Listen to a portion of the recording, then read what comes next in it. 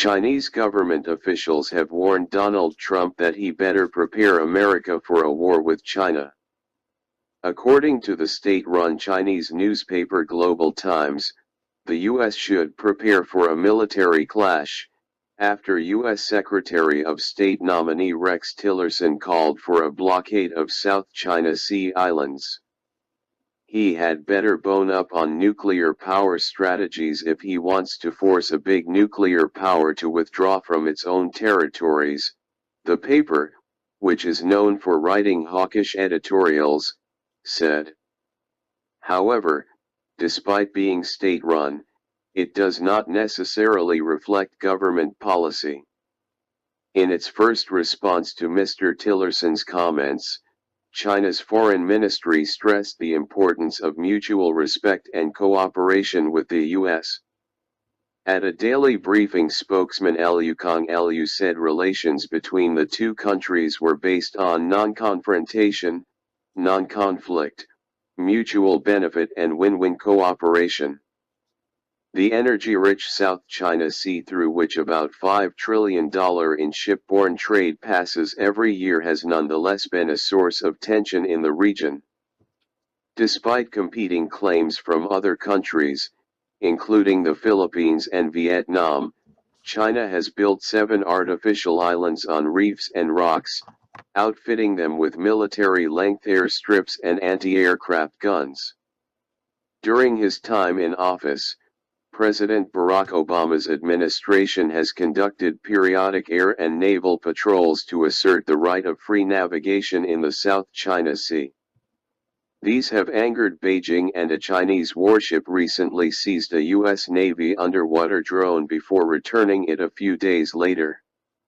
Seeking to blockade China's man-made islands would be a major step that Washington has never raised as an option, the Global Times editorial said. The U.S. has no absolute power to dominate the South China Sea. Tillerson had better bone up on nuclear power strategies if he wants to force a big nuclear power to withdraw from its own territories. If Trump's diplomatic team shapes future Sino-US ties as it is doing now, the two sides had better prepare for a military clash. China has enough determination and strength to make sure that his rabble-rousing will not succeed. Unless Washington plans to wage a large-scale war in the South China Sea, any other approaches to prevent Chinese access to the islands will be foolish. It is hoped that Tillerson will desire a productive partnership with China more, and his harsh words are just coaxing the Senate Foreign Relations Committee. At his confirmation hearing, Mr. Tillerson had accused Beijing of declaring control of territories that are not rightfully China's, comparing its island-building efforts and deployment of military assets to Russia's 2014 annexation of Crimea, an action that ended up prompting tough U.S. and European sanctions. He said, "You're going to have to send China a clear signal that first, the island building stops, and second, your access to those islands is also not going to be allowed." The Global Times article followed an opinion piece in the state-run China Daily's U.S. edition that strongly criticized Mr. Tillerson, accusing him of undisguised animosity toward China. It added, "As many have observed, it would set a course for devastating confrontation between China and the U.S. After all, how can the U.S. deny China access to its own territories without inviting the latter's legitimate, defensive responses?" However, some analysts believe Tillerson misspoke.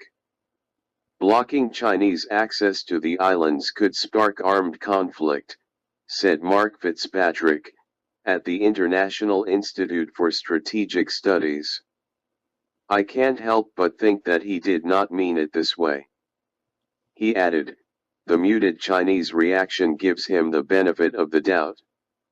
However, Mr. Trump's nominee for Defense Secretary told his confirmation hearing China's militarization of the South China Sea posed a threat to global order. Asked about Mr. Tillerson's comments, retired General James Mattis said the U.S. needed an integrated government approach to avoid an incomplete or incoherent strategy. But he emphasized the importance of freedom of commerce and nurturing U.S. alliances in the region. The bottom line is that international waters are international waters, and we have got to figure out how do we deal with holding on to the kind of rules that we have made over many years that led to the prosperity for many nations, not just for ours, he told the Senate Armed Services Committee.